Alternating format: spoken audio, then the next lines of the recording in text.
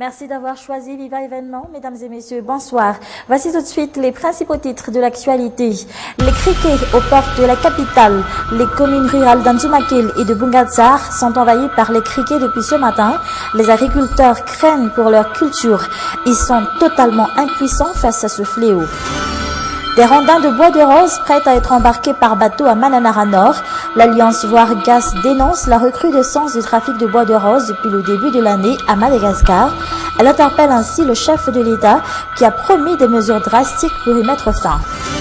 Et enfin, dans les actualités internationales, une veillée à la bougie dans le stade de Kigali. C'est ainsi que s'est achevée hier la journée d'hommage aux victimes du génocide de 1994 au Rwanda.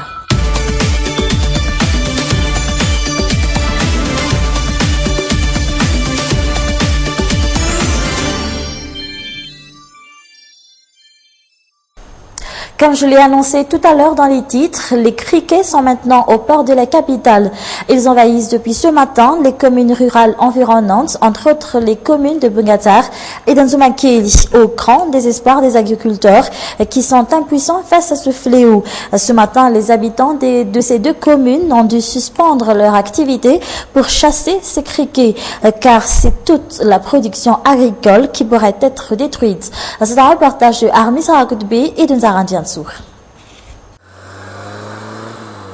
Le ciel d'Anzumakil envahi par les criquets. Il est 13 heures lorsque ces criquets recouvrent la commune d'Anzumakil. Leurs cibles sont bien évidemment les champs de culture, au grand désespoir des agriculteurs. Ces derniers qui n'ont pu faire grand-chose à part faire du feu pour les chasser avec la fumée. Ils ont déjà fait du feu là-bas et c'est pourquoi les criquets sont repoussés jusqu'ici.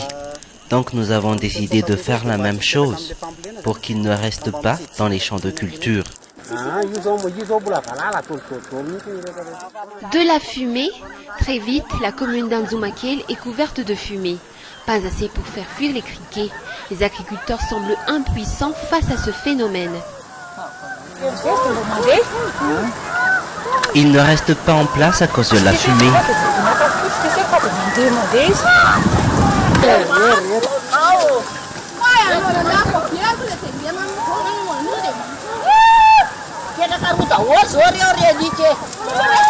Pris de court par ces criquets, les agriculteurs ne savent plus quoi faire à part courir dans les rizières et les champs de culture pour essayer de chasser ces criquets. D'autres ne pouvaient pas faire grand-chose, étant seuls à la maison au moment du passage des criquets.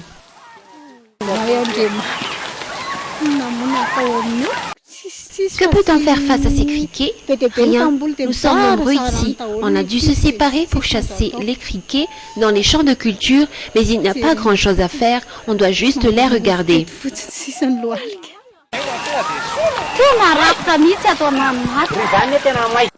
Ces agriculteurs ont passé tout l'après-midi à chasser ces insectes. Certains pensent même à y passer toute la nuit s'il le faut. Nous sommes obligés de les faire fuir avec de la fumée. C'est comme ça que les autres ont fait pour les faire fuir. Nous allons veiller durant toute la nuit. Ces criquets ont déjà fait des ravages hier soir dans les communes d'Ambalavao et de Siafa. En une nuit, toute la production est détruite.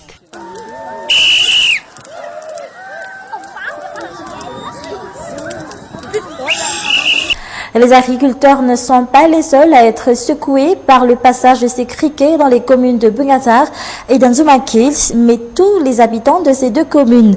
Tous ont dû rester chez eux une bonne partie de la matinée et les écoles ont dû suspendre les cours. C'est un reportage de Marna Tunjav sur les images de Nzarandiansu. Des élèves en train de courir après les criquets, ces images sont rares. C'était ce matin à Anzumakil.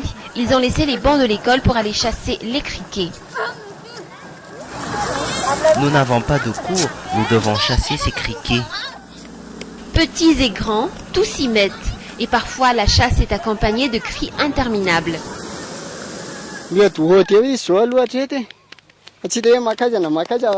On ne sait vraiment pas où est-ce qu'ils vont, mais à voir leur nombre, tous les champs de culture seront complètement détruits. Ils détruisent tout sur leur passage. Au milieu des criquets, cette femme semble occupée par autre chose. Elle remplit des sacs à patates par des criquets à consommer. Mais les criquets deviennent aussi de véritables jouets pour ces petits garçons. J'en ai besoin à la maison. Je vais jouer au cricket avec mon petit frère. Les cours ont été chamboulés à cause du passage des criquets à Nzumakeli. Ils ont même été suspendus bien des heures avant la fin des classes. Tous les élèves sont sortis pour aller chasser les criquets. Même nos enseignants sont sortis avec nous pour voir ce qui se passe. Mais ils ne sont pas descendus jusqu'ici. Ces élèves sont venus en renfort à leurs parents pour chasser les criquets. Mais ils ne sont pas les seuls à être secoués par le passage de ces criquets. Tous les habitants sont dans le désarroi total, à commencer par cette femme, le chef du quartier. Elle aussi semble impuissante face à ce phénomène. Les coups de téléphone de ses supérieurs n'arrêtent pas. Elle est bien décidée à n'appliquer que les consignes émanant d'eux. On m'a dit de faire un tam-tam pour appeler les gens à chasser ces criquets, puis faire des feux de brousse. Malgré l'ampleur du phénomène, les habitants d'Nzumakeli n'ont d'autre moyen que les feux de brousse pour venir à bout de ces millions de criquets. Il est pourtant fort probable qu'ils restent dans ce quartier cette nuit. Le président Erazo Narmapian l'a déclaré au début de sa prise de fonction. Il fera de la lutte contre le trafic de bois de rose une affaire d'État. Mais 3 mois après, le trafic ne cesse de prendre de l'ampleur. Sur ces images, nous voyons par exemple des bois de rose sur le point d'être embarqués par bateau à Manamara Nord, à destination de plusieurs pays étrangers. C'était il y a quelques jours. Preuve que le trafic de bois de rose n'est pas près de se terminer. D'ailleurs, aucune mesure radicale n'a été pour l'instant prise par le nouveau régime pour mettre un cran d'arrêt à ce trafic. Et selon les chiffres avancés par l'Alliance Vargas, 11 000 rondins de bois de rose ont été exportés illicitement depuis le début de cette année à Madagascar. Comme tout autre chef d'État dans le monde, le président Erazo Narmapian a aussi sa page Facebook, l'un des réseaux sociaux les plus populaires au monde. Un outil de communication efficace utilisé par la présidence pour défendre sa politique de gestion du pays. Mais parfois, les débats ils sont un peu enflammés, surtout sur la question de la transparence dans la gestion des finances publiques. Mais chose étonnante, la page est aussi utilisée la plupart du temps pour critiquer, voire dénigrer certaines personnes. Reportage. Un président jeune et moderne, comme beaucoup d'autres chefs d'État, voici la page Facebook de Erazo Narmapian. Il s'agit de sa page officielle, dont l'administrateur a eu son autorisation pour les publications. Des images rares, utilisées par le chef de l'État pour défendre sa politique de gestion du pays, remplissent la page. La preuve, ces photos prises dans l'avion ramenant le couple présidentiel et sa suite à Paris après leur déplacement à Bruxelles en Belgique. Le message est clair, un président normal prenant un vol régulier pour ses déplacements, même à l'étranger. Politique d'austérité oblige, selon les commentaires de l'administrateur de la page. Mais la stratégie est vue d'un autre angle par les sites d'information. Comme il s'agit d'une page Facebook, les débats en tout genre y sont aussi présents. À l'exemple de ce message posté par l'administrateur au lendemain du 29 mars. Le message critique ouvertement les manifestants ayant tué le président lors du dépôt de gerbes au mausolée. L'administrateur dénonce les comportements inacceptables de ces individus lors de la commémoration de l'insurrection de l'événement de 1947. Il juge même leurs gestes d'offense à la mémoire de nos aînés morts au combat pour la patrie. En bas du message, certains internautes réagissent aussi violemment que l'administrateur de la page, mais chose étonnante, l'administrateur n'a aucune réaction alors qu'il s'agit de la page officielle du président de la République. À l'exemple de ce commentaire qui traite ces individus de fous, un surnom dégradant utilisé par les anti-Radziwiłł, ou encore de ce commentaire qui juge leur attitude de honteux. Même la présidente de l'Assemblée nationale et ses proches collaboratrices y sont présentées comme des prostituées. Aucune réaction de la part de l'administrateur face à ces propos outrageux. Serait-il du même avis que ces internautes ? En tout cas, rien ne peut justifier la présence de tels propos sur la page officielle du président de la République, censé être le président de tous les Malgaches. Voilà pour l'essentiel de l'actualité nationale. À l'étranger, des milliers de bougies allumées dans le plus grand stade de Kigali, la capitale rwandaise. Dernière image d'une journée d'émotion hier au Rwanda. Quelques 30 000 personnes ont rendu hommage aux victimes du génocide rwandais. Des témoignages des rescapés et des chorégraphies symbolisant les massacres et des discours étaient entre autres au programme de la commémoration. Un retour sur cette cérémonie dans ce reportage de France 24. Jean-Pierre. Une longue liste de noms égrenés dans un stade silencieux. Ils sont plusieurs dizaines de volontaires à rendre ainsi hommage ce lundi soir aux centaines de milliers de morts du génocide rwandais, avant une veillée aux chandelles venue clore cette journée de commémoration intense pour beaucoup. Plus tôt dans l'après-midi, au mémorial de Gisozi, le président rwandais, sa femme et Ban Ki-moon se sont réunis pour allumer cette flamme qui brûlera pendant 100 jours en souvenir des 3 mois de massacre. Une histoire douloureuse racontée par les rescapés eux-mêmes et retracée par 700 comédiens, sans oublier l'échec de la communauté internationale à mettre fin au génocide. Nous aurions pu faire beaucoup plus. Nous aurions dû faire beaucoup plus.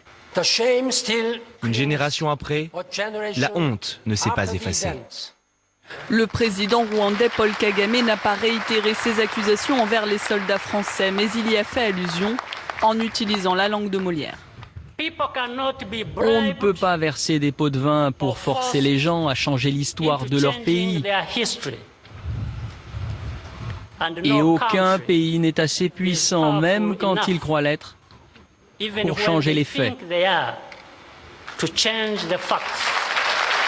Les faits sont têtus. La France pointée du doigt mais pas citée, comme si le président Kagame souhaitait calmer le jeu après avoir évincé la France de ses commémorations.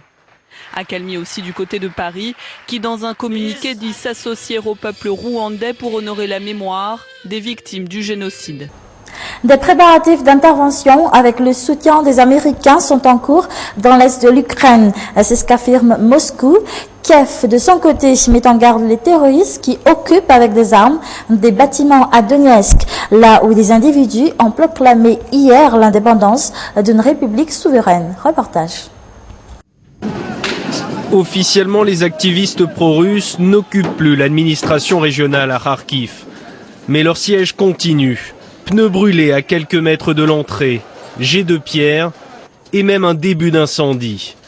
La situation est explosive dans la deuxième ville du pays. À Donetsk, autre grande ville de l'est de l'Ukraine, une étape supplémentaire a été franchie.